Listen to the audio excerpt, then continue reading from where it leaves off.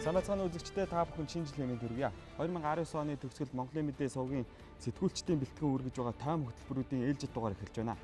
7 өнөг бүр бид тухайлсан сэдвийг сонгоод өдөр бүрийн цагийн хөтөлбөрөөр олон талын байр суурьтай олон өнцгөөс нь сурвалжилж хүргэсэн эрүүл мэнд, боловсрол, соёл гээд олон талын сэдвийг бид хүндсэн. Бүтэн жилийн турш 7 өнөг бүр нэг сэдвээрээ цогц мэдээлэл хүргэж байсан энэхүү хөндөх сэдвүүд нь олон нийтийн анхаарлын төвд байж үүний араас тодорхой шийдвэрүүд гарч байсан. Тэгэхээр эдгээр хөндөх сэдвүүдийг бэлтгэн хүргэж байсан сэтгүүлчид маань мэдээлэл хүргэхээр студид бэлэн болсон байна.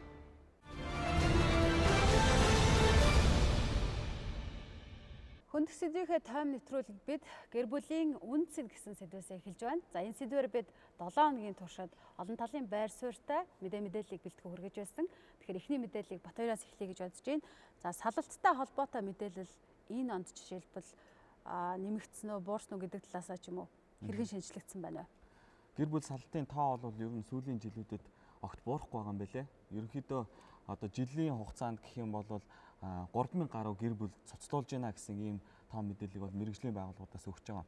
Ер нь гэр бүл салтын шалтгааны хувьд авч үзэх юм бол сүүлийн 10 жилийн хугацаанд ингэж судалгаа хийсэн байна л да. Тэрэн дээр одоо мэдээж бол ингээд тасралтгүй тэр шалтгаануудын зөнхлөх шалтгаанууд байсаар байгаа зүйл нь гэх юм бол одоо архитект гэр бүлээс гадуурлах харилцаа одоо хэрүүл маргаан одоо ийм зүйлүүд байсаар л байгаа.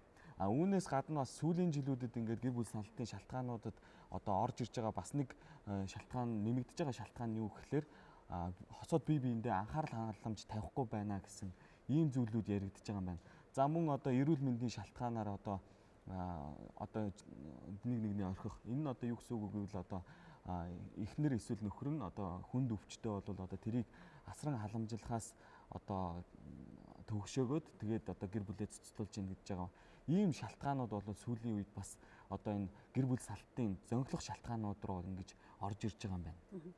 Энэ бол шин шалтгааны хувьд яг гэр бүлийн үндсэнтэй холбогдож байна тийм үү? Бие биенээ хүндлэх ухаарахаас эхлээд яг судлаачдын байр суурь бас энэ дээр яаж илэрхийлэгддэг юм болоо? Ер нь яг судлаачдын байр суурийн хувьд яг гэр бүлийн үндэс гэдэг гэр бүл доктортой байх гэдэг зүйл дээр хамгийн гол нь ажил мэргэжлийн нэг шалтгаан байгаад байгаа юм. Хол газар ажил хийх гэдэг юм уу. Энэний цавуулж бас гэр бүлийн батгах үндэс гэдэг зүйл алдагдж байгаа гэдэг зүйлийг судлаачдын зүгээс тайлбарлаж байгаа. За хоёрдугаарт гэвэл яг тухайн залуу хүмүүсээ гэр бүл төлөлт гэдэг зүйлээ яг хизэнээс эхэлж хийх вэ гэдэг зүйл дээр тодорхой хэмжээний өөрсдөө мэдээлэлгүй улмаас яг энэ зүйлийг шалтгаалж бас гэр бүл салах, гэр бүл үнцэнгүй байх нэг тохиолдол байгаамаа гэдэг зүйл дээр судлаачдын зүгээс гол анхаарал аваад хандуулж хэлж байсан. Яг зөв энэ дээр бол бас судлаачид онцолж байр суурь илэрхийлж байсан. За энэ яриануудаас бас хүргэе гэж бодож байна. Одоо гэр бүл гэж энийг хэлнэ, гэр бүл бол ийм байх ёстой гэдэг юм уу нөгөө ингээд хэтэрхий академик тийм онлайн гэхээсээ илүү яг хүний амьдралд хэрэгтэй одоо ойлголт, одоо харилцаа, санхүү эдийн засаг тийм ээ. За эрүүл мэндийн асуудлууд, гэр бүл төлөвлөлтийн асуудлууд гээд эсвэл эрэгтэй эмэгтэй хүмүүсийн ялгаа гэдэг ч юм уу гэх мэтчлэн тодорхой олон асуудалд орох. Өөрийгөө таньж мэдснийхаа дараа миний хамтрагч юм байх вэ гэдгээс мэддэг байх хэрэгтэй. Зүгээр л тухайн одоо үеийн тэр мэдрэмжээрээ тийм ээ одоо сонгох асуудлууд бол байдаг. Гэтэл эрэгтэй эмэгтэй хүмүүс нэг одоо гэр бүл болно, эхнэр нөхөр болно гэдэг бол сэтгэл зүйн хувьд нэг нэгнээ илүү их ойлгодог, дэмждэг байх. Мөн дээрээс нь тэд хамтдаа амьдрах үзэл бодлын хувьд гэдэг юм уу нэгнийгээ хүлээн зөвшөөрөх гэдэг олон зүйлүүдийг яг уу гэхээр өөрөө өөртөө бий болгоцсон байх хэрэгтэй. За гэр бүл салтын шалтгаануудын хувьд бас түрүүн нэг зүйл орхигдуулсан нь бол эдийн засгийн шалтгаан байгаа. Энэ дээр бол судлаачдын зүгээс хэлж байгаа залуу гэр бүлүүд ингээд зөвхөн хайр сэтгэлээрээ гэр бүл болохоос гадна энэ эдийн засгийн төлөвлөгөө гэдэг зүйлийг бол хамтран хийх хэрэгтэй. Тэгхгүйгээр одоо гэр бүл болоод ингээд нэг гэртээ орчихдаг. Дараа нь бол одоо орон байрч гэдэг юм уу хүүхэд халамжлах мөнгө төгрөг дутагдaltaй гэдэг шалтгаанаар хэрүүл маргаан үүсдэг. Энээс болж одоо шалтгаан томорсоор гоод гэр бүл салах хэмжээнд хүртэл ингэж маргалддаг гэдэг ийм зүйлүүдийг ярьж байгаа. За үүнээс гадна одоо Сүхбаатарын сурвалжлагын дээр бас харагдчихсэн. Ерөнхийдөө бас сайхан хүний эрхийн үндэсний комиссаас нэг сонирхолтой судалгаа гаргасан байна. Ер нь малчин эмэгтэйчүүдийн эрх хэр байгаа, хүчирхийллийн тухай хэр зэрэг мэдээлэлтэй байна гэсэн юм судалгаа гаргасан байна. Яг энэ дээр бол бас гэр бүлийн салтын тухай ярьж ирсэн. Энэ манай улсын боловсролын системдээ бол анхаарахгүй байна гэдэг тэн дээр нэг зүйл анхаарч ирсэн. 6 настай хүүхдүүдийг одоо сургуульд оруулдаг. Гэтэл сумаасаа одоо 100 орчим километр алслагдсан ийм залуу гэр бүл хоёр тусдаа амьдарч эхэлж байна. Энэ бол өнөөдөр бас нэг гэр бүлийн маргаан гарахны үндслэл болж байна гэдэг нэг юм зүйлийг ярьж ирсэн. Энэ нь бас дагаад нөгөө сэтгэл санааны дарамт гэр бүлийн хүчирхийллийг ч гэсэн одоо өсгөх юм шалтгаан нөхцөл болж байна гэдэг зүйлийг тэр судалгаан дээр бол одоо байлаа. За энээс гадна би нэг бас Монгол Улсын их сургууль дээр очиж сурвалжлага хийж ирсэн санагдаж байна. Яг анги танхимд ороход тэр ангийн эдийн засгийн анги байсан санагдаж байна. Тэгэхээр тэр ангид ороод суухад нийтдээ нэг 40 орчим хүүхдийн дунд ердөө л 10 хүрэхгүй эрэгтэй хүүхэд, бус нь дандаа эмэгтэй хүүхдүүд. Энэ бол өнөөдөр зүгээр нийгмийн системд те гэр бүлийн одоо боловсролын ялгаа ямар нөхцөлд хүрсэн байгааг нэг л жишээ байгаа. Энэ тухай чимтлэн бас дэлгэрүүлж ярих байх те. Тэгэхээр ер нь бол боловсролын ялгаа гэр бүлийн яг залуу хосуудын дунд ялангуяа хамгийн том асуудал байдгаа гэдгийг манай сурвалжлагууд бол харуулсан. Гэхдээ яг энийг бид нэр суурнаас нь шийдээд явах ёстой гэдэг агуулгыг бол ялангуяа боловсролын салбарын хэлэх юм байна. Өөрөөр хэлэх юм бол өнөөдөр ерөнхий боловсролын сургуулийн өмнөх боловсролд нь тухайн хүүхэд гэр бүлээ яаж төлөвлөх вэ гэдэг мэдээллийг бол өгөөд явж явах ёстой. Гэтэл манад энэ тогтолцоо байхгүй. Өнөөдрийн байдлаар эрүүл мэндийн хичээлээр гэр бүл төлөвлөлттэй холбоотой 40 минутаар 7 хоногт ганц удаа ордог. Энэ нь бол хангалтгүй үзүүлэлттэй гэдгийг багш сургууль мөжлөө хичээж шүүмжилсээр байдаг. Гэтэл өнөөдрийг батал энэ асуудал бол шийдэгдээгүй. Харин ч бүр ардчилсан намын засаглалын үед бол одоо эрүүл мэндийн хичээлийг хөтөлбөрөөс нь бүр аваад тайчих жишээтэй. Монгол Ардын намын засаглалын үед болонгот ёс зүй гэдэг нэрээр оруулаад ирэх жишээтэй. Өөрөөр хэлэх юм бол гэр бүл төлөвлөлттэй холбоотой ямар ч одоо асуудалд манайх ингээд тогтвортой сургалтын хөтөлбөр үргэлжилж хүүхдүүдээ багаас нь боловсруулад яг амьдрал дээр гарахтаа тухайн хүүхэд би яг ямар гэр бүл төлөвлөсөн байх ёстой юм бэ? Гэр бүл болохоос өмнө би ямар асуудлыг мэддэг байх ёстой юм? Хэрвээ би ингээд тохиолдлын бэлгийн харьцаанд орох юм бол надад ямар эрсдэл байна гэд онлоор заагаад идэг. Гисэн ирнээсээ яг өнөөдрийн байдал дээр хөрсөндөө буухгүй байна гэдгийг бол судлаачид шүүмжилж байсан. Энэ яриаг одоо үзүүлье. Жилдээ 18 мянган эмэгтэй үр хөндүүлж байгаагаас 5.5% нь 19 хүртэлх насны охид байна. Мөн өсвөр насны хүүхдүүдийн дунд хийсэн судалгаанд оролцогчдын 98% нь эрсдэлтэй бэлгийн харьцаа болон хамгаалах хэрэгслийн талаар хангалттай мэдлэгтэй гэжээ. Гэтэл хамгаалах хэрэгсэл ашигласан эсхийг нь тодруулахад 80 гаруй хувь нь үгүй гэж хариулсан байна. Энэ бол сургалтын агуулга хөрсөндөө буухгүй байгааг нотлох дүн гэж хэлж болно. Өсвөр үе залуучуудаа нэг мэдлэг болох төдий мэдээллийг бол өгөөдөх шиг байна. Одоо бол бид юу хэрэгтэй гэдэг юм бэ гэхээр дадал бүр зуршил болгохын тулд энэ үйлдэлийг бол улам олон удаа давтах шаардлага гарч чаддаг юм аа. Гадны улс оронд яг хүүхдээ багаас нь эхэлж нөгөө гэр бүлийн үнцнийг одоо суулгах гэдэгт бол маш их анхаарч байна. Тухайлбах юм бол Япон улсад ингэж байгаа юм л да. За хүүхдэд өгж байгаа гэрийн даалгавар нь тухайн хүүхдэд өгж байгаа гэрийн даалгавар нь ээжтэй туслах, аавдаа туслах. Яг гэр бүл гэдэг бол тийм ээ жоохносоо эхлээд тэрэн дээр бэлтгэдэг ёстой гэдэг одоо бодлогыг барьж байна. За яг эрүүл мэндийн хичээл хүүхдэд хамгийн хэрэгтэй суур боловсролыг тийм ээ өгөх, өөрөө эрүүл байх, цаашдаа бас гэр бүлийн үнцнийг мэддэг одоо иргэн байхыг одоо зориулж байгаа энэ хичээл дээрээ бол засгаас гаргал хэрэгтэй болж байгаа. Тэр байтугай одоо Монгол уран зохиолын багш, химийн багш, математикийн багш тухайн хүүхдэд өгж байгаа даалгавар дээрээ амьдралд ойрхон байх. Одоо яг бүгдөө л тоо бодоод идэг, тэрийг юундаа ашиглахаа мэддэггүй, заавал онц авах галгүйгээд идэг. Энэ нь яг гэр бүлийн одоо энэ үнц нь лөө хүүхдүүддээ илүү ойрхон, амьдралдаа ойрхон байгаа ч гэдэг жишээг бол гадны улсууд бол баримтлаад байгаа. За энэ үечлэн бидний хөндсөн сэдэв бол гэр бүлийн үнцийн гэдэг энэ сэдвийн хүрээнд бас олон талаас нь хөндсөн. За гарц гаргалгааг бол бид их олон талаас нь үзүүлэхийг үзэгчтэй зорьсон байгаа. За салтын тоо хэр хэмжээгээр нэмэгдсэн шалтгаан ямар вэ гэдэг бол өмнөх жилүүдийнхээс харьцангуйгаар бас өөрчлөлт бол бага.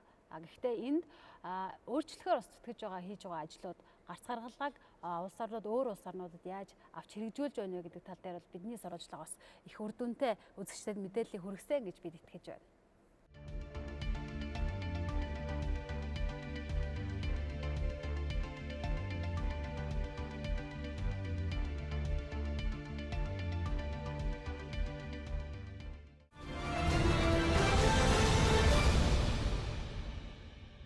За нийслэл Улаанбаатар хотын хувьд бол замын төгжрөл гэдэг бол маш хүнд асуудал байгаа. Энийг бол олон жил шийдвэрлэх одоо олон талын арга замыг хайж байгаа. За тиймээс одоо бид одоо төгжрлийг хэрхэн шийдэж болох уу? Замын төгжрлийг яаж бууруулах уу гэдэг ийм хөндөх сэдвийг цувралаар үзүүлсэн байгаа. Тэгээд Чимэд ламын хувьд бол одоо энэ хотын үйлчилгээний байгууллагуудын цагийн хуваар дээр бас менежмент хийж болох юмаа гэдэг санааг бол хөндөх сэдвээр дэвшүүлсэн шүү дээ. Тий, яг 2014 оноос хойш манай томоохон худалдааны одоо зах худалдааны төвүүдийн цагийн хуваар бол огт өөрчлөгдөөгүй. Өөрөөр хэлэх юм бол сургууль цэцэрлэгийн хүүхдүүд цуглах цагтаа яг давхцдаг. Ганцхан нарантуул захад гэхэд өдөрт бол 10,000 орчим тээврийн хэрэгсэл ордог байгаа байхгүй. Тэгээд нарантуул зах 2 дахь өдөр амрахад нарны замын ачаалал 50%-аар буурдаг байх жишээтэй. Тэгэхээр энэ дээр хэрвээ цагийн менежмент хийж чадах юм бол бид нарны замаа чөлөөлөө тухайн орчинд байдаг сургууль цэцэрлэгүүдтэй яаж зохицуулж болох вэ гэдэг боломжуудыг бол харж болохоор байгаа юм.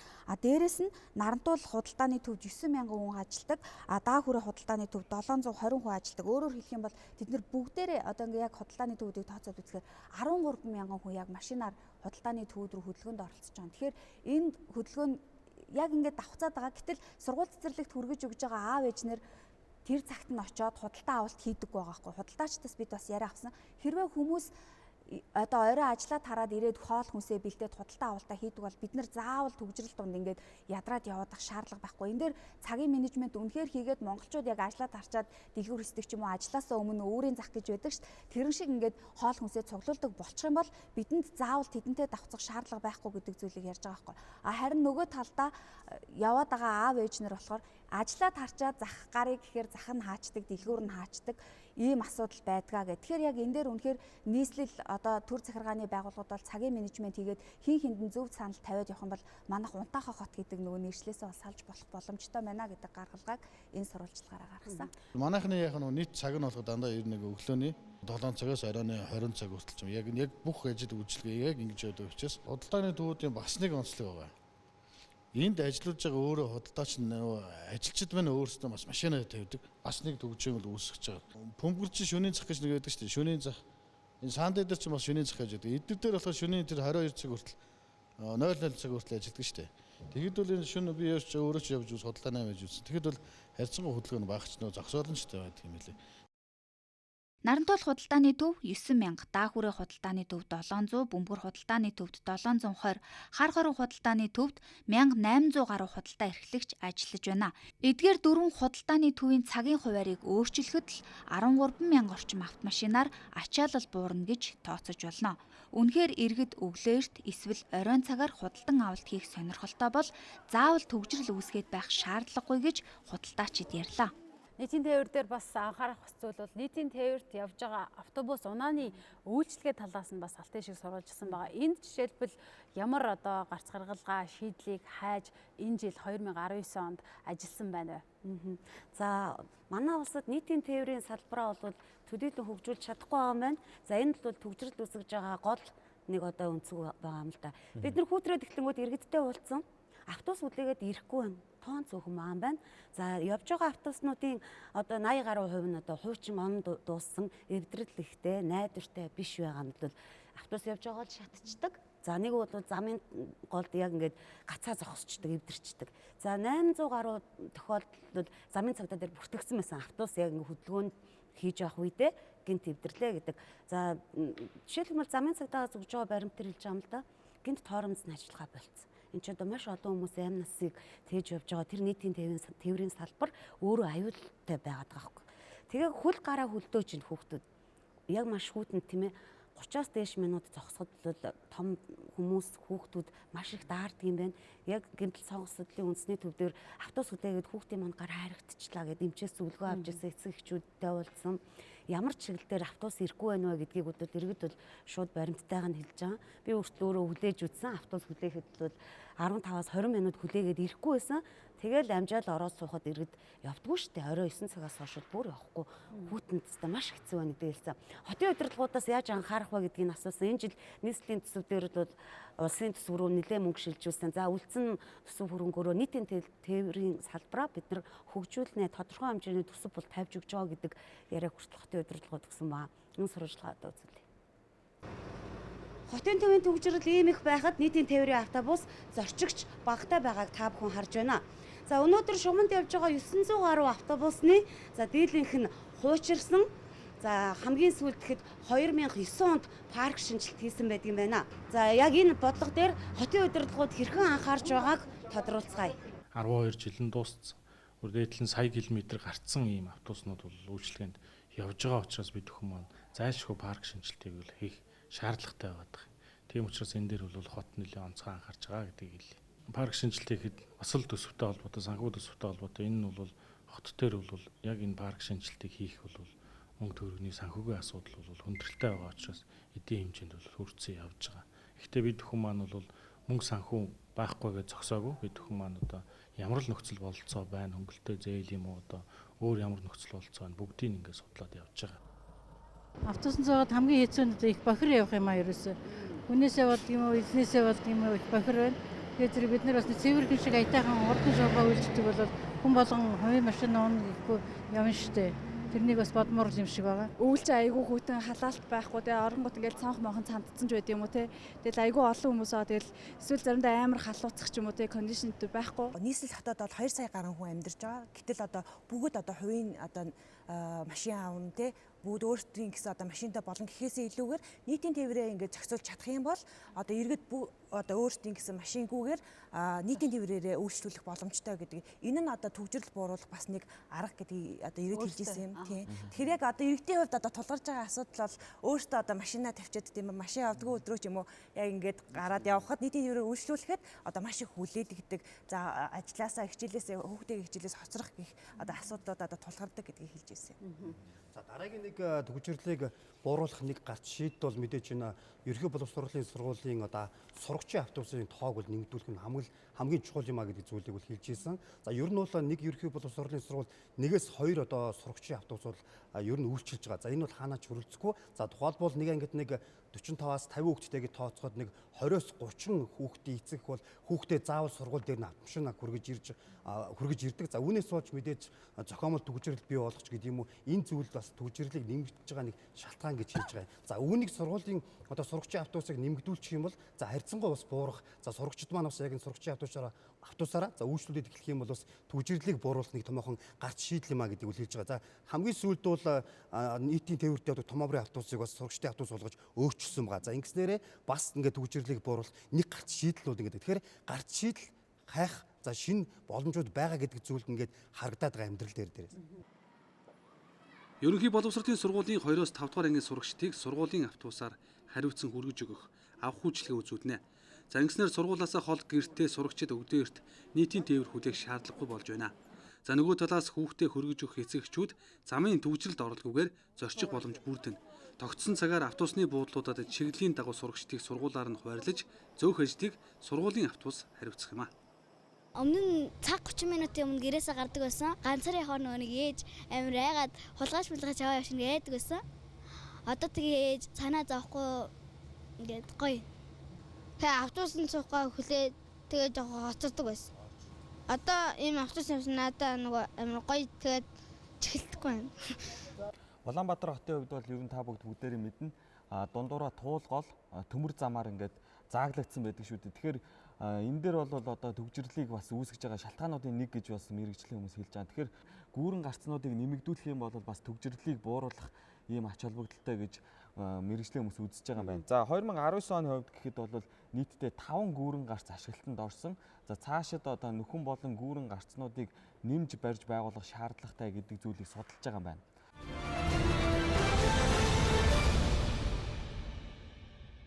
Олон нийтийн захим сүлжээнд охид эмэгтэйчүүд хичирхийллийн одоо эрсдэлд өртөж байна. Ялангуяа өсвөр насны охтууд хохирч байна гэдэг талаар бид сурвалжаад хүргэжсэн.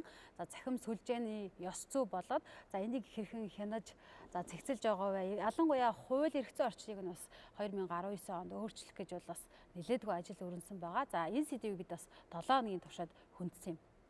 Тэгэхээр Монгол улсын хэмжээнд бол яг Facebook сошиал орчинд идэвхтэй хэрэгэлдэг одоо 2.2 сая хүн байна гэдэг юм судалгаа байна.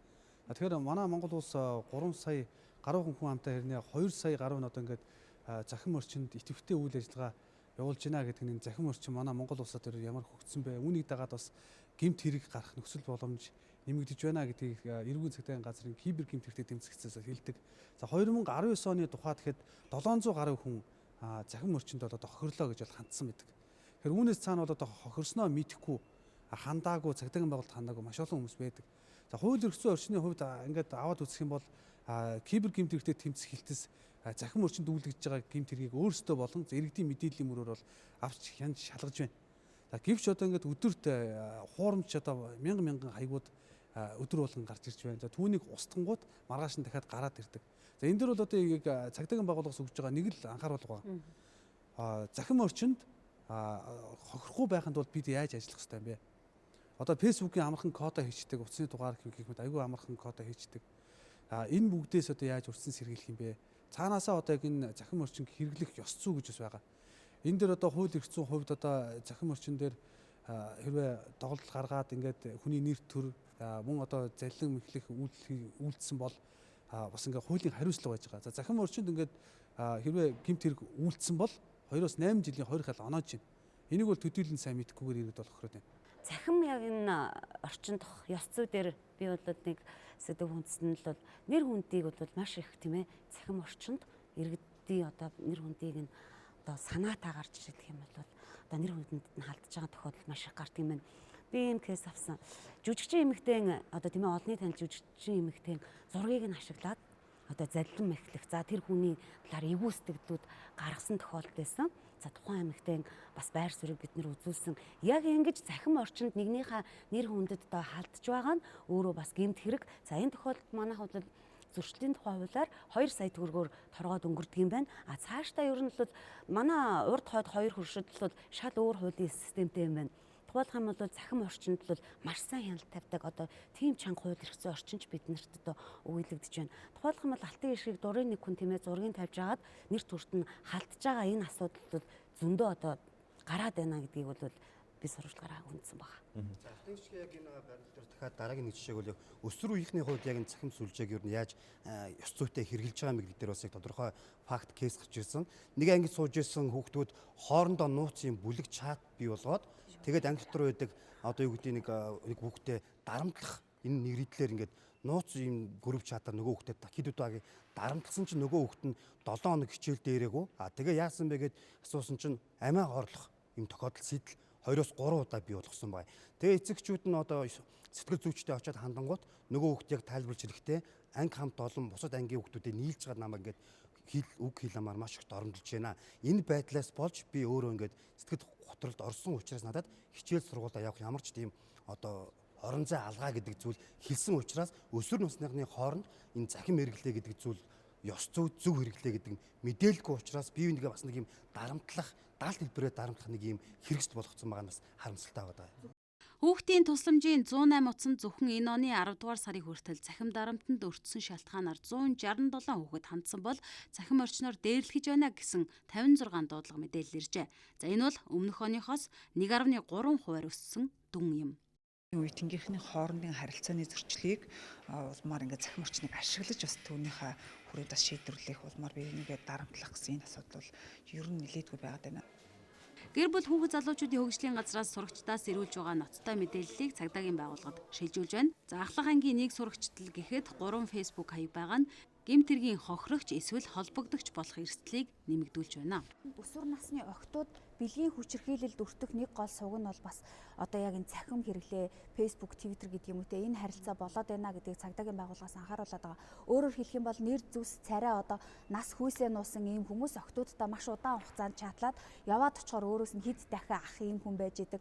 Тэгээ нөгөө хүүхэд тохирогч болдог. Тэрийгээ ээж аваасаа өөрөө нуудаг ч юм уу. Ийм асуудал бол яг одоо өнөөгийн нийгэмд ийм түгээмэл болсон байна гэдгийг энэ бол одоо цагдаад мэдгдсэн бүртгэгдсэн хэдхэн кейс дээр цагдаагийнхаа мэдээлэл өгöd байгаа болохоос биш яг үнэндээ яг нийгэмд бол маш өргөн тархсан байгаа ийм асуудал гэдгийг хэлээд байгаа. Дээрээс нь зөвхөн Монголд биш дэлхийн нийтэд одоо энэ цэнхэр халимж гэдэг юм уу те цаанаас нь хүүхдүүдийг цахимаар удирдаад одоо энэ янз бүрийн үйл ажиллагаанд оруулдаг, донтуулдаг ийм асуудал байгаа учраас бид бас яг энэ цахим хэрэглээг хөндөж байхдаа эцэг эхчүүдэд давхар хүүхдүүдийнхээ цахим хэрэглээг анхаараач. Хүүхдүүд чи яг юу хийгээд байна вэ? Хүүхдүүдийнхээ найзалж нөхрөлж байгаа хүмүүсийг анзаараач гэдэг агуулгыг бас гаргасан байна. Тэгэхээр өсвөр насныхаа ингээд охирж байгаа тохиолдлыг шимтлэн хэллээ. За 2019 онд яг ийм тохиолдлууд бол бас их бүртгэгдсэн. Одоо 16 настай гэж өөрийгөө танилцуулаад 16 настай охинтой уулздаг. Тэгтэл өөрөө 23 настай хүн байж байгаад тэгээд шууд бэлгийн хүчирхийлэл үлдээ цагтаад баригдаад тухайн нөгөө нууцлж ирсэн хаягийн кибер гэмтэрхтэй тэмцээхэн хайж аж 90 сурвалжлаж олсон. За мөн одоо ингээд 18 настай охин бас ингээд бусдыг ингээд залилсан ийм тод шинүүд байгаа. Тэгээд энэ дэр цагдаагийн байгууллагын энэ цахим гэмт хэрэгтэй одоо өсвөр насныхыг хүртэж байгаа учраас эцэг эхчүүдийн үүрэг байдаг. Хүүхдээ харж хандах, сайн хүмүүжүүлэх, сурган хүмүүжүүлэхэд нь анхаарах гэдэг ийм зүйл байдаг. Тийм учраас нөгөө хүүхдийнхаа захим орчинд хинтээ нөхөрлөөд байна. Захим орчиных нь кодыг асууж хинтээ нөхөрлөж байгааг нь харах бүрэн эрхтэй. Энэ бол хүний ихэд алдаж байгаа үйлдэл биш ээ гэдгийг бол цагдаагийн хэлж байгаа. Тэгэхээр энэ дээр бол одоо эцэг эхчүүд маань маш сайн анхаарал хандуулах бол хүүхэд чи хинтээ нөхөрлөд байгаа эцэг хийсээ нуудаг. За түүний үр дагавар нь хизээ нэг өдөр гарч ирдэг. Ийм л аюултай зүйл болоод.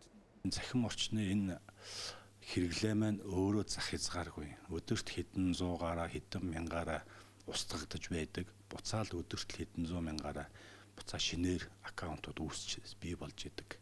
Таны хүүхэд хинтээ яаж одоо захим орчинд холбоо үүсч байна гэдгийг та хүүхдийнхаа Facebook хаягийг нь хүүхдийнхаа Facebook одоо кодыг нь тийм үү нууц үгийг нь та өөрөө мэддэг байх хэрэгтэй. Монгол улсын үндсэн хуулийн зааснаар үр хүүхдээ зөв төлөвшөлтөй хүмүүжүүлэх үүргийг эцэг эхчүүдэд өөрсөнд нь олгосон байдаг учраас энэ бол тухайн хүүхдийн хувийн нууц халдж байгаа ямар нэгэн асуудал бол байхгүй. Энэ бол гэр бүлийн тухай хууль зааснаар эцэг эхчүүд өөрсөнд нь олгосон үүрэг байх юм. Цагдаагийн ерөнхий газрын кибер гэмт хэрэгтэй тэмцэх хэлтсээс өдөр бүр элтэд сэжигтэй хуурамч садар самуун сурталчилсан хаягуудыг устгах хэмжээг тогтмол авч байна. За гэвчний байдал нууц төвшөнд хүүхдийн зургуудыг хуурамчаар ашиглаж үйлдэгдэж байгаа нь илрүүлэх ажиллагаа удаашралтай байна. За тиймээс эцэг эхчүүдийн хүүхдэд тавих анхаарал чухал байгааг цагдаагийн байгууллагаас инхүү анхааруулж байна.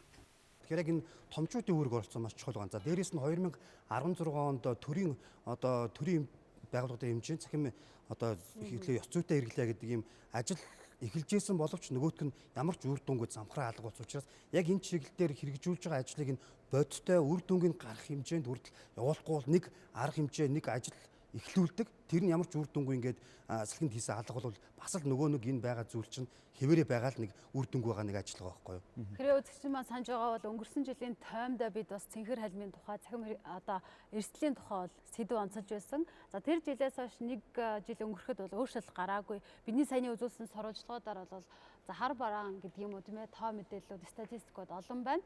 Ямар ч тач 2019 онд бол цахим орчны одоо эрх зүйн талаас нь тодорхой зохицуултуудыг хийсэн хууль батлагдсан. Эрг үзүүлэлт бас дараа жил хүлээгдэнэ гэдэгт бид итгэлтэй байна. Цахим ёс зүйтэй холбоотой сэдэв бол олон анхаарлын төвд байсан. За дараагийн сэдэв рүү оръё. За бид нар бол одоо өнгөрсөн 2016 онд энэ улсын тендер яаж явагддаг юм бэ? Тендерийн ёс зүй, тендерийн одоо үүрэг хариуцлага гэдэг сэдвийг хүндсэн шүү дээ. Энэ тал дээр бол одоо жишээлбэл миний хүндсэн сэдэв гэвэл одоо иргэд яаж тендерт оролцох юм бэ гэдэг сэдвийг бол хүндчихсэн би. Иргэд зөвхөн компаниуд гэлтгүй одоо иргэд зүгээр ингээд бүлгээрээ нэгдээд иргэдийн бүлэг гэж байгууллаад одоо тэгээд одоо оршин сууж байгаа байрныхаа уртлын талбайг тогтжуулах ч гэдэг юм уу хүүхдийн талбайг одоо шинээр байгуулах ч гэдэг юм уу ийм тендерүүдэд орох боломжтой юм байна. Ингэж оролцоод явдаг үлгэрчийн иргэдийн бүлгүүд ч байдаг юм байна. Тэгэхээр эдгээр иргэдийн бүлгийн одоо жишээг бас би сурвалжилсан байна. Тэгэхээр тендерийн сэдэв хүндсэн 7 хоногийн тухайд бол би тендерийн соёл гэдэг асуудлыг бол хүндсэн байгаа. Өнөөдөр манай улсад яг тендерт оролцож байгаа компаниудад соёл төлөвшөөгүйгээс болоод яг тендерийн цаана байгаа иргэд маш том хохирогч болдог. Ганцхан жишээ дуртахад Говьсүмбэр аймгийн тендер зарлагдаад маш олон жил болж байгаа. Тэнд эмнэлэг баригдахгүй байгаагаас болоод тэнд амьдардаг 18 мянган иргэн өнөөдрийг хүртэл эмнэлэггүй ингээд байж ах жишээтэй. Тэгэхээр яг тендерийн соёлыг хэрхэн яаж төлөвшүүлэх вэ гэдэг дээр бол тодорхой бодлогын асуудлуудыг бол ярих шаардлагатай мэлээ. Нэгдүгээрт бол өнөөдөр манай тендерт оролцсон компаниуд одоо жишээлбэл Батбаяр тендерт өрсөлдлөө гэж бодоход Батбаяр надад нэг цагийн өмнө би энэ компанид гомдолтой байна гэд шудраг өрсөлдөө хэрэглэгчийн төлөө газар гомдлоо аваачаад өгчдөг. Ингээд тендер зогсчдөг. Энээс болоод одоо тухайн орон нутагт шаардлагатай байсан эмийн тендер хүртэл зогсож исэн ийм баримтыг бол хүмүүс харамсалтай юм аа. Үнэхээр манад яг хууль эрх зүйн орчин өгүүлэгдэж байна гэдэг агуулгаар ярьж исэн. Хоёрдугаарт бол одоо авилгатай тэмцэх газар очсон гомдлууд дээр би жишээлбэл тендерийн хяналтын ороонд ажиллаж байлаа гэхэд намайг энэ хүн ашиг сонирхлын зөрчилтэй байна гэд гомдол өгчдөг. Гэтэл тэдний бараг 80% нь тэр хүн ерөөсөө огт ашиг сонирхлын зөрчил гаргаагүй байх жишээтэй. Өөрөөр хэлбэл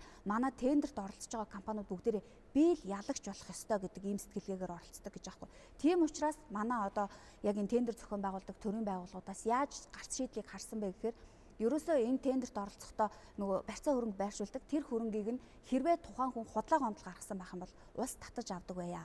А хэрвээ тендерт ялчаад тухайн барилгаа барьж дуусахгүй байгаа бол хар жагсаалтад бичээд дараа нь дахиад тендер өгөхөө болио гэдэг ийм агуулгыг бол гаргасан. Дээрээс нь одоо жишээлбэл алтан ишиг ингээд бид нар бүгдээрээ тендерийн компанитай байлаа гэж бодоход тэр компаниудын бүх мэдээллийг цахим сайтад нэгтгэсэн.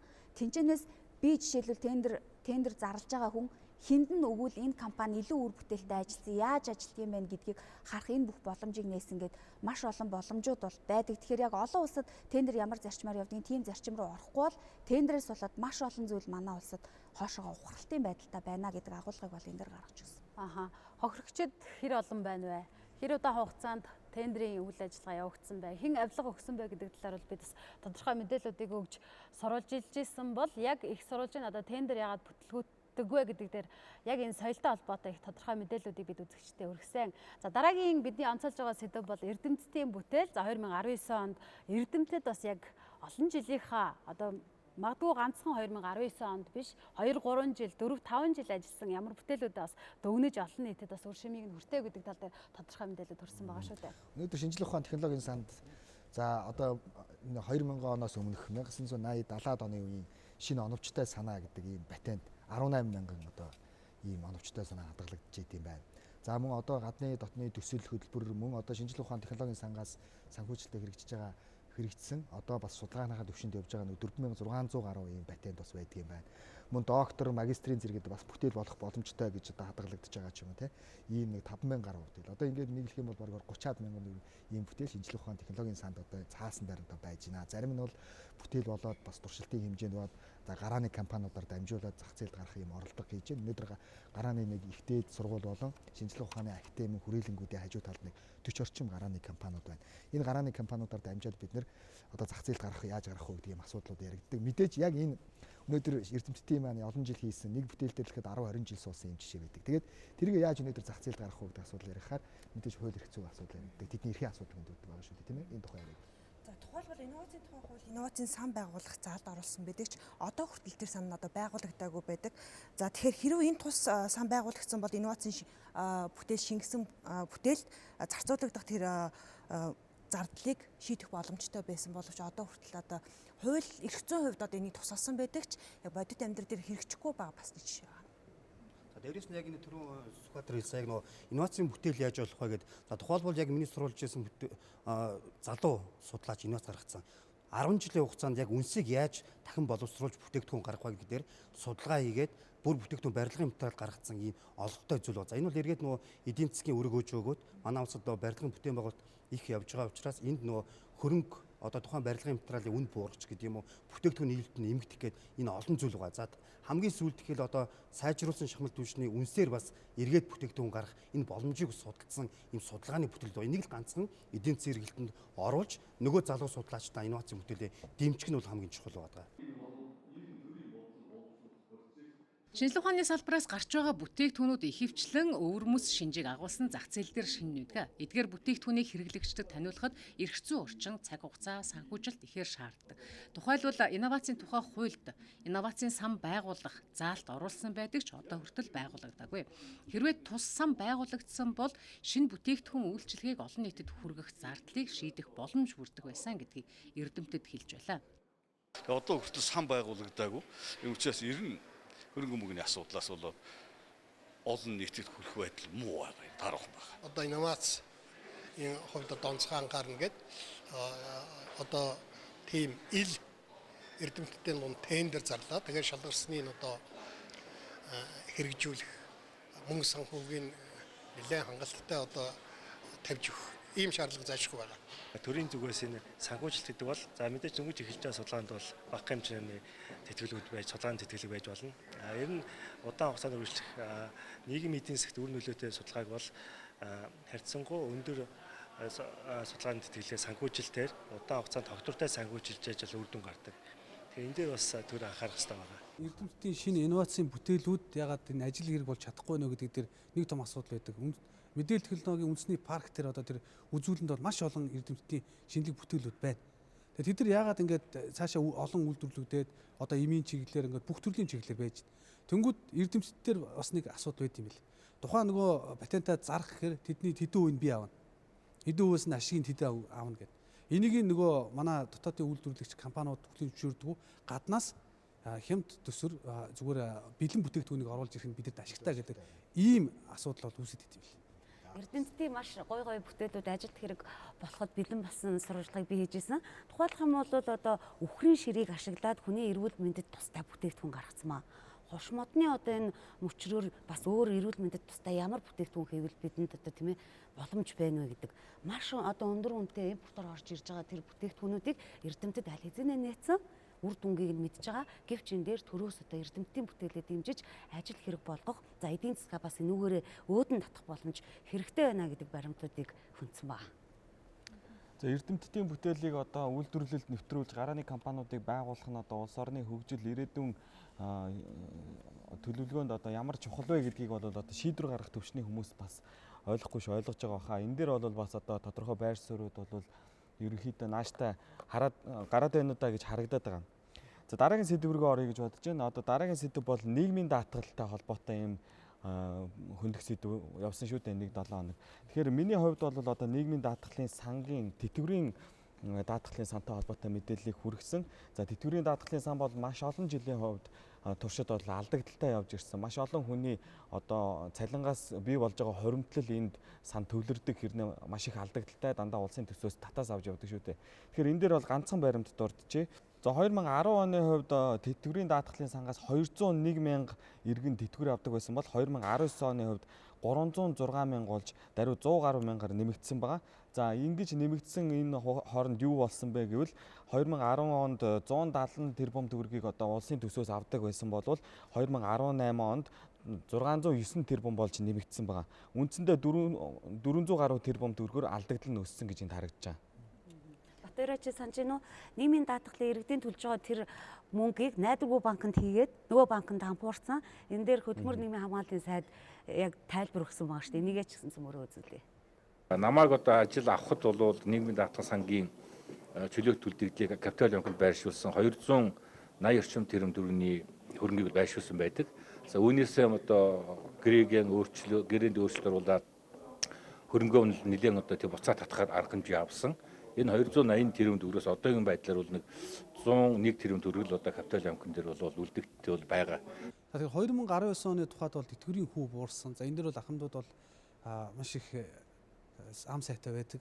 Ягаад тэгэхээр одоо энэ тэтгэврийн хүүтэй холбоотой асуудал бол одоо жил бүр гардаг. Тэгэхээр ингээд нөгөө 2020 оноос цааш ингээд үе шаттайгаар бол одоо тэтгэврийн хүү буураад явна. Ахмадууд одоо энэ тэтгэврээ ингээд нэг дор ингээд авчдаг. За үүнийг бас энэ зохицуулт нийгэм даатгал бол зохицуулж өгсөн байгаа. Бүтэн 100% авахгүй.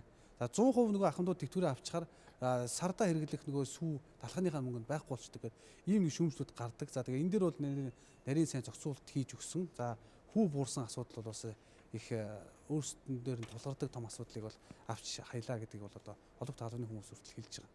Тэгэхээр эх оны 1-р сарын 1-ээс бол малчид болон хуваарай хөдөлмөр эрхлэгчид тэтгэврийн даатгалыг нэг удаа нөхөн төлөхийн боломжтой болж байгаа. Өөрөөр хэлэх юм бол Монгол улсад хөдөлмөрийн насны 3 хүн тутмын нэг нь малчин байдаг. Гэтэл тэдний 70% нь огт нийгмийн даатгалд хамрагддаггүй. Өөрөө эргээд тэтгэвэр авч чадахгүй гэсэн үг. Тийм учраас энэ боломжийг нь олгоод 95 оноос хойш төлөгдөөгүй үлдсэн жилүүдийг нь өндөр насны тэтгэвэрт хамрагдах юм боломжийг нь бол бүрдүүлж байгаа юм байна. 2020 оны 1 сарын 1-ээс хөдөлмөрийн үлсний доод хэмжээ 420 мянга болно. Энэний 10%-аар тооцоод буюу 42 мянган төгрөгийг малчид нийгмийн даатгалын шимтгэлдээ төлнө гэсэн үг. Тэгээд тэр нь заавал 10 жил байх шаардлагагүй. Өөрөөр хэлэх юм бол 95 оноос хойш нэг 3-4 жил тасарсан ч юм уу. Тийм байх юм бол тэр жилүүдээ л нөхөөтий чинь эргээд тэтгэврт хамрагдах боломж нь бүрдэнэ гэсэн үг. Энэ дээр бас нэг одоо нааштай мэдээ гэх юм бол даатгал төлөх малчтын хувьд нэгдэлд ажиллаж байсан гэдэг юм эсвэл өмнө нь нэг хүнд хөлсөөр мал малж исэн гэд маш олон асуудлууд байд юм байна. Тэгвэл хөдөлмөрийн дэвтэр эсвэл ажил олгогчтой тохиролцсон юм мал маллаж байсан гэрээ сайн дурын даатгалд хамрагдаж байхдаа хөтөлжсэн данснаас гадна хэрвээ архивт мэдээлэл нь байхгүй байх юм бол тухайн үед сонинд гарч исэн одоо юм хайчлалбар байсан ч гэсэн тухайн үнийг яг малчнаар ажиллаж байсан гэдгийг батлах юм нотлох баримт болно гэдгийг бол албаныхан бас хэлж байгаа. За нийгмийн даатгалтай холбоотой сэдвүүд бол ийм байсан. Ер нь бол иргэдтэй үр ашиг талаас нь бид мэдээллийг цогцоор нь хүргэсэн байгаа. Дараагийн бидний хөндөж байгаа сэдв бол бүтээн байгуулалтын сэдв байгаа. За 60-аад жилийн хугацаанд шинжилгээгүй байсан далайхын замыг шинжилснээс эхлүүлээд нийслэл орон нутагт хийгдсэн бүтээн байгуулалтууд их олон. За оны онцлог таймдаа бас зарим сурвалжлагуудаасаа бид хүргэхээр бэлтгэж байна. Өнгөрсөн 8 дугаар сард би алах гол суманд ажилласан. За энэ жил ялалтын түүхэн ой жил болсон байгаа. За энэ нэг бүтээн байгуулалтыг бас онцолж хэлье гэж бодож байна. Бид нэр 100 жилийн түүхтэй, 90 жилийн түүхтэйгээ суманд очдог.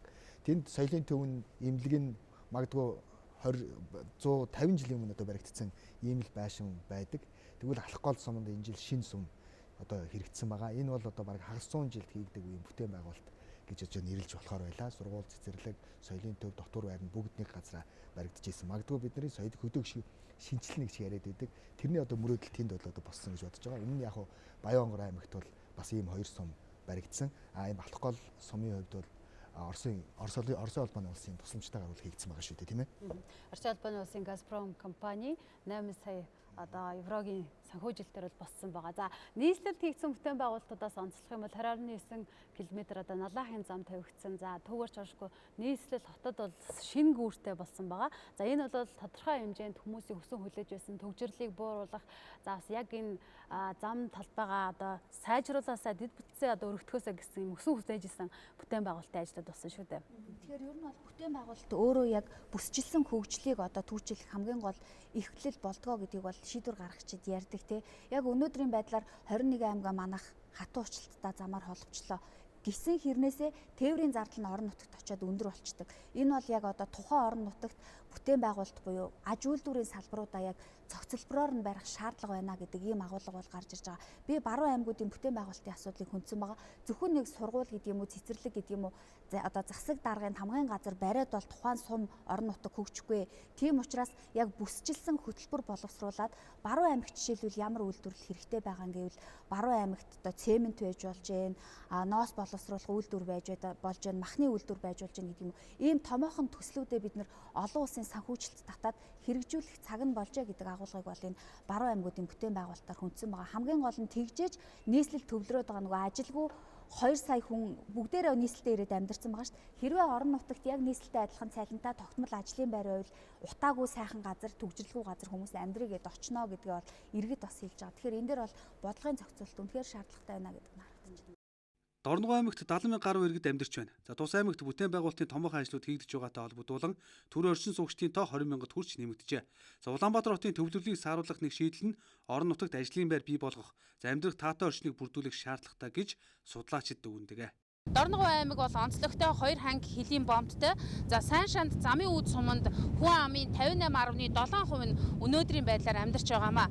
За эдгээр сумдуудад одоо хүн ам ихээр төвлөрч байгаатай холбогдуулан Дорногов аймгийн сайн шанд сумын цэвэрлэх байгууламжийг бол шинжлэх шаардлагатай болсон. За энэ ажил бол тун удахгүй одоо нээлттэй хийх гэж байна. Зохицуулалтын талаар бол олон жил бид ярьсаар байгаа. За энэ сэдв яригдсаар л байгааг бид бас яг шийдэл үр дүн гараагүй байна гэдгийг бас үзүүлсэн байгаа. Бүтээн байгуулалтын сэдв дээр энэ жил боловсролын салбарт хамгийн их бүтээн байгуулалт орсон ба. Зөндөө олон шинэ сургууль цэцэрлэг нээгдсэн. За боловсролын яамнаас тэмээ төсвийн одоо хичнээн хувийг одоо хэдэн цэцэрлэг сургууль барьваа гэдгийг бид нар бол сурвалжилсан.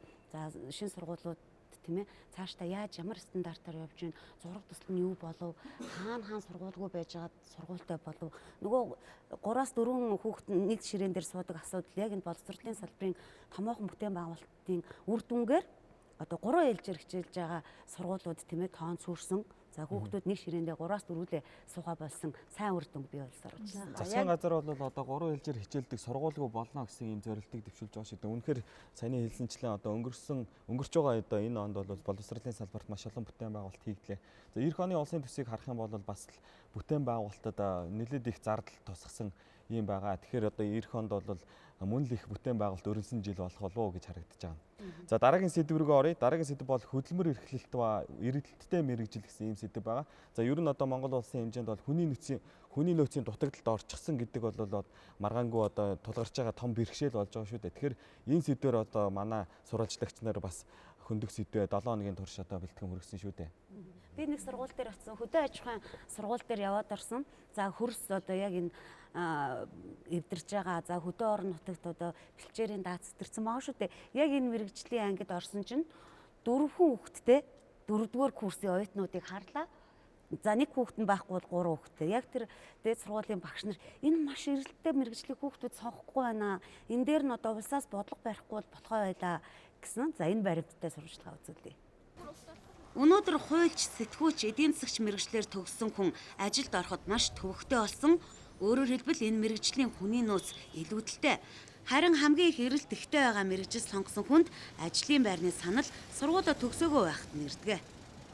За би болохоор төгсөө Сүхбаатар аймагт очиж ажиллана гэж бодож байгаа. Ягаад гэвэл одоо надад тэндээс орон сууц, байр бүх юм маань одоо зохицуулсан. Дээрээс нь ер нь цалин боломжийн цалин хэлсэн учраас би одоо тэнд очиж ажиллах сонирхолтой байгаа. Энэ бол эрэлттэй салбарын мэрэгчлэлтнийг бодлогоор дэмжин бэлтгэх цаг болсныг харуулсан ганц л баримтаа.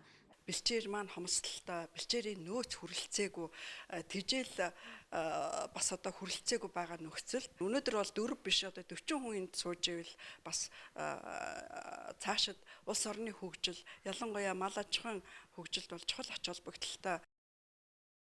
За тэгэхээр эрэлттэй болон илүүдэлтэй байгаа мэрэгжлийн талаар судалгаа гаргасан байдаг. За тухайлбал эрэлттэй байгаа мэрэгжил санхүүгийн ажилтан, механик инженер, хүнсний технологич, хэмж багтдаг бол илүүдэлтэй байгаа мэрэгжил за сэтгүүлч, нийгмийн судлаач, бизнесийн удирдлага, за төг, философи, улс төр судлаач зэрэг мэрэгчлүүд энэ жагсаалтад багтж байгаа маа. Тэгэхээр ер нь энэ мэрэгжлийн тэнцвэртэй байдлыг бий болгохын тулд мэрэгжил сонголтын дээр анхаарах нь хамгийн чухал гэдгийг бас албаных нь хэлж байсан юм. Мэрэгжил сонголт дээр хэлэхэд за энэжлээс эхлээд мэрэгжил сургалтын үндэсний төвийн хүүхдүүдэд 200 сая төгрөг өгж байгаа санагдаж байна, тийм ээ. Тэгээ жил болгон 5 тэрбум төгрөг зарцуулж байгаа юм байлээ. Гэхдээ энийг яаж зөв зарцуулах вэ гэдэг асуудал гарч байна. Саяхан ноос ноолрын үйлдвэр, ер нь хөнгөн үйлдвэрийн салбарын дайцч ажил хийгдсэн.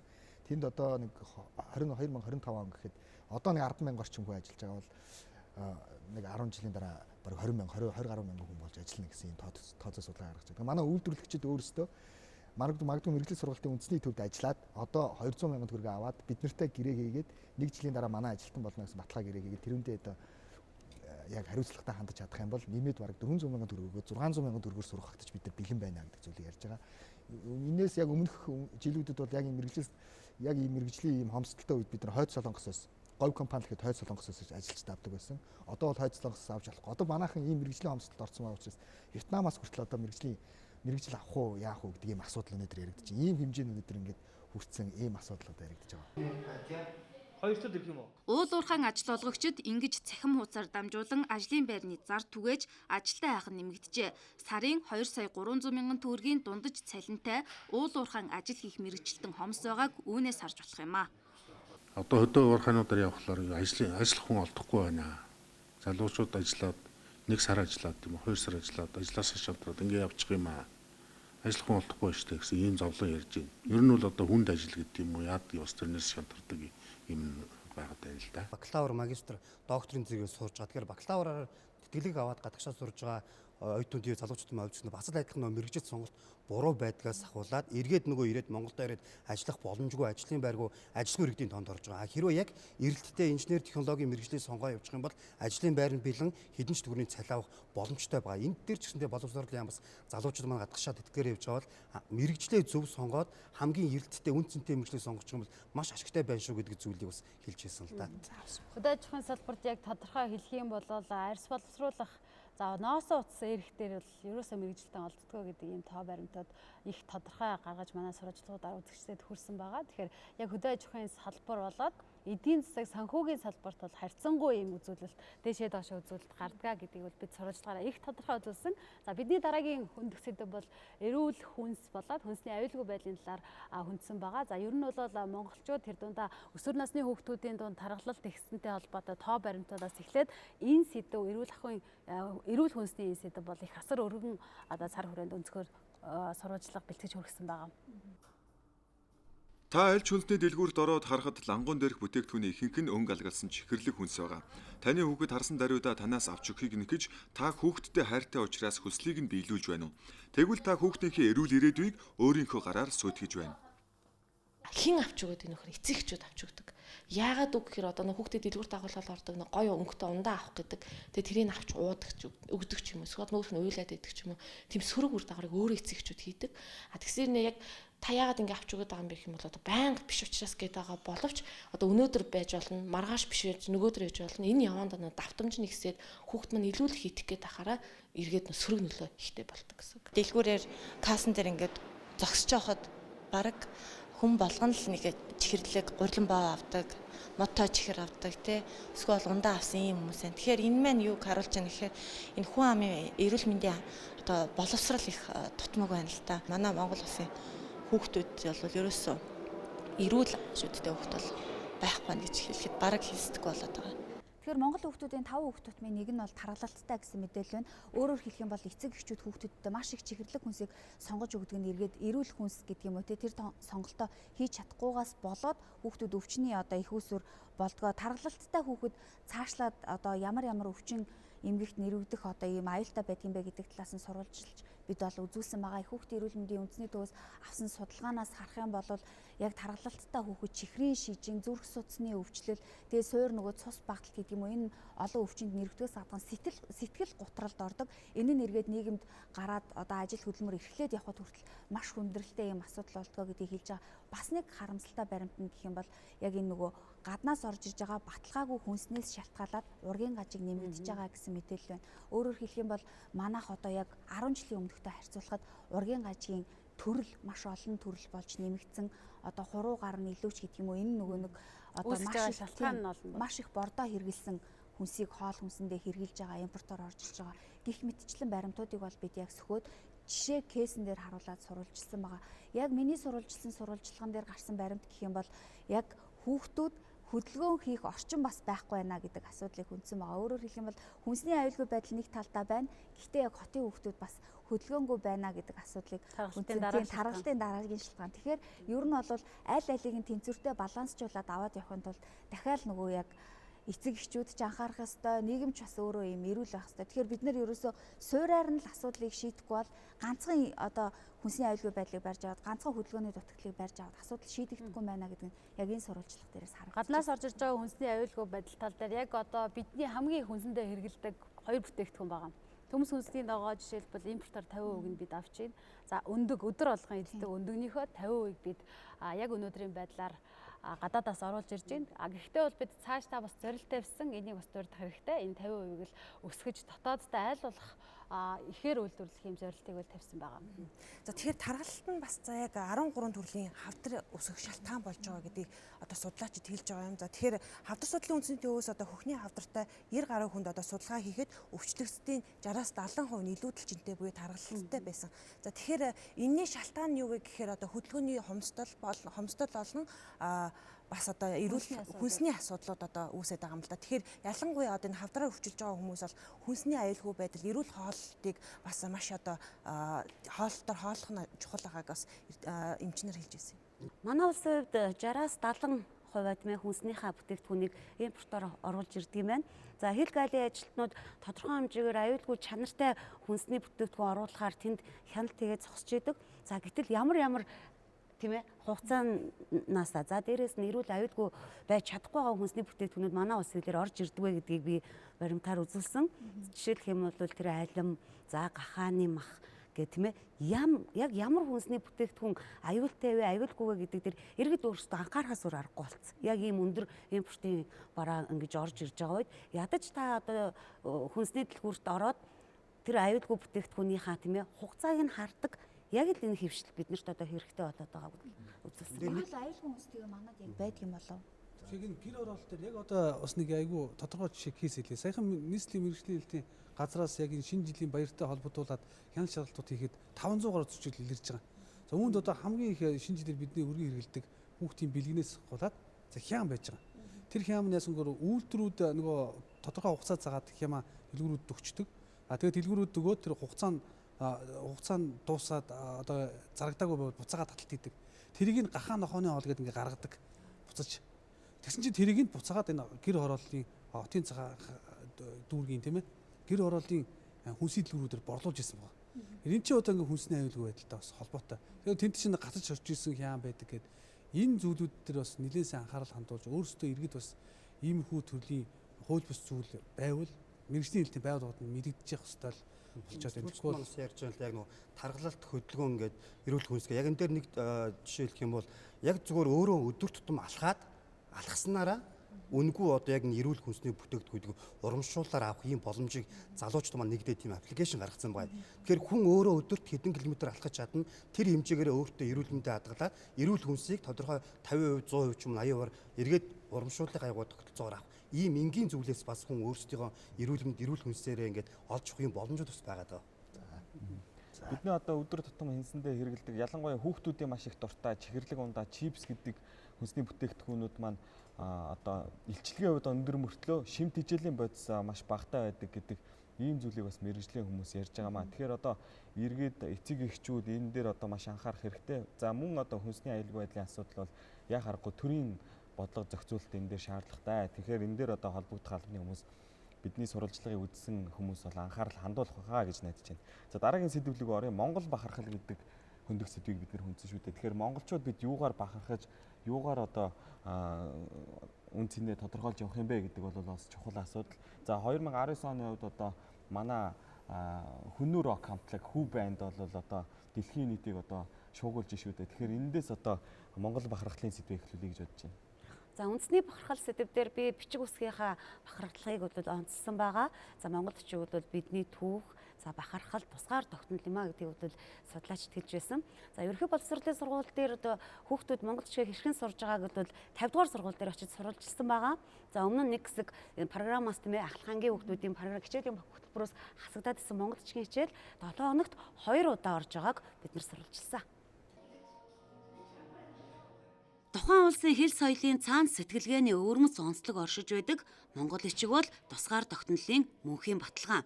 Бусад улс орноос ялгарч давтагдчихгүй байх үндэсний бахархал монгол хүн байх үнцэн юм а. Үндэсний бахархал болсон уйгуржин бичгээ сурагчид дунд ангиасаа эхлэн сурч байна. Манай Монгол улс нь маш эртний улсаа. Энэ түүхэн шүлгийг би маш цэвэр сайхан бичиж цээжлэн багшийнхаа яг ингэж бичсэн шиг дахин цэвэр бичгээр зорж байна. Би монгол хичээлийг 2 жил сурж байгаа. Тэгээд монгол хичээлийг сурахад маш сонирхолтой, маш гоё байдаг. Тухайн орноор ингээ бахархах сэтгэлийг илүү төрүүлдэг юм шиг санагддаг. Монгол хичээр уншиж сурсан бичгэд гэвэл хүндрэл байхгүй дээ. Хичээл зүтгэлдээ бол бүх юмыг хийж чадна.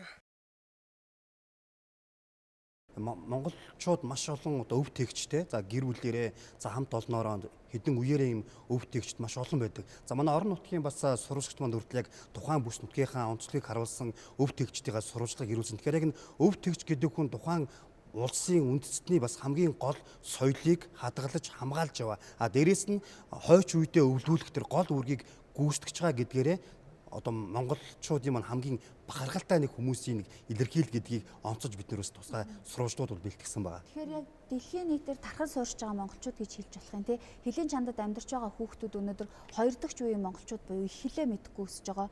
Өөрийнхөө монгол гэдгийг мэддэг. Тэгэхээр бид яг энэ үндэсний бахархлыг хэдий ч нэ дэлхийн нийтэд хүргэж чадна. Эргээд одоо манай монгол орн руу төрөө тэмүүлэхийн хүч үйлчлэнэ. Өөрөөр хэлэх юм бол энэ бол үндэсний нэг дархлаа гэдгийг бол судлаачид онцолдог. Монголчуудын хувьд бол соёлын бит бус өв тэгээ нөгөө археологийн олдврууд дээрээс нь бичиг үсгийн соёл гээд маш их ариун баялаг нөөцтэй энийгээ дэлхийн брэнд болохын тулд бид нөгөө нэг соёлын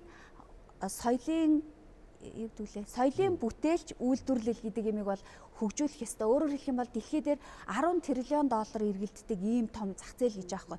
Гэтэл Монгол яг дэхүү хамтлаг шиг ингээд ороод ирэх бүрэн боломж байгаа. Гэтэл бид нар тэр нөөц боломжоо ашиглахгүй байна гэдэг агуулгыг бол бас соёл судлаачид хэлдэг юм л.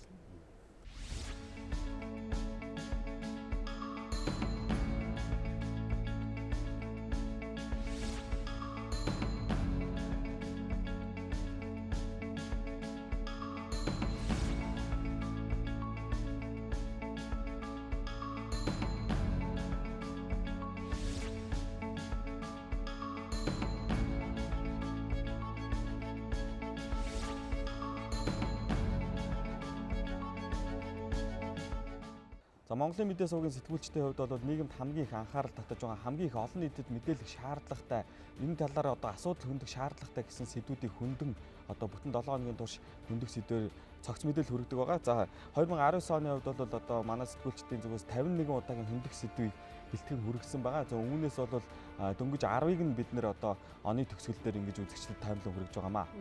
Сая хэлсэн 51 сэдв бол 51 7 хоног бид сэдэв бэлтгэсэн гэсэн үг. За 6 цагийн үр дээр буюу өдөр бүр цагийн үр мэдээллийн хөтөлбөр байдаг тухайсан сэдвийн хүрээнд өнцөг олон талын өнцөг байр суурьтай мэдээлэлд үзэгч та бүхэнд хүргэсэн.